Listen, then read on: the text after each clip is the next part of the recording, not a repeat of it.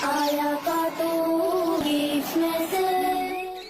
استاد نے جو ختم نبوت کے بارے میں بتایا کیا آپ کو معلوم ہے؟ نہیں بھائی، میں نے بس اتنا سنا کہ ہمیں ختم نبوت کے لیے کام کرنا ہوگا۔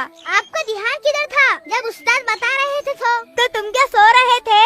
لڑیے مت، اگر آپ کو جاننا ہے تو سعد بھائی سے پوچھ لے۔ ارے ہاں چلے۔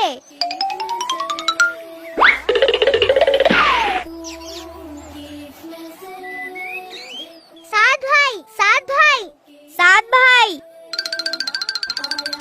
عواب بھائی ادھر آئیے، سعد بھائی یہاں ہیں۔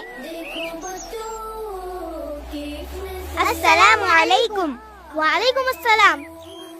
کیوں بھائی آپ ہمیں وہیں چھوڑ آئے؟ سوری بھائی ہمیں آپ سے کچھ پوچھنا تھا۔ کہیے کیا جاننا ہے آپ کو؟ بھائی یہ ختم نبوت کیا ہے؟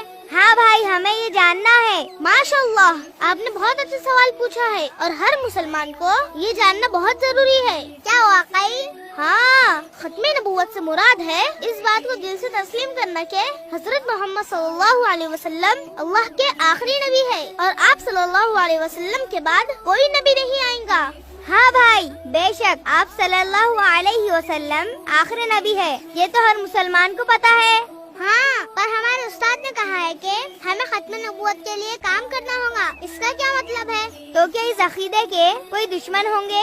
ہاں بالکل، آپ صلی اللہ علیہ وسلم نے ان دشمنوں کے بارے میں فرمایا میری امت میں 30 جھوٹے پیدا ہوں گے جو نبی ہونے کا دعویٰ کریں گے۔ کیا بھائی کیا آپ صلی اللہ علیہ وسلم کے بعد کوئی نبی آ سکتے ہیں؟ ہرگز نہیں، آپ صلی اللہ علیہ وسلم کا ارشاد ہے لا نبی بعدی، میرے بعد کوئی نبی نہیں، اور قرآن کی تقریباً 100 آیات عقیدہ ختم نبوت پر دلالت کرتی ہے۔ پھر بھائی یہ جھوٹے لوگ کس طرح یہ دعویٰ کر سکتے ہیں؟ یہ وہ بدبخت لوگ ہیں جو چند دنیاوی خواہشات کے لیے جھوٹے دعوے کرتے ہیں۔ وہ کون ہے بھائی؟ یہ جھوٹے لوگ مسلمہ، اسود انسی، بہر اللہ، مرزا غلام احمد قادیانی، صدیق دیندار، شکیل بن حنیف، فیاض بابا اور بھی کچھ لوگ ہیں، اور ان کے ماننے والے کافر ہیں۔ استغفر اللہ۔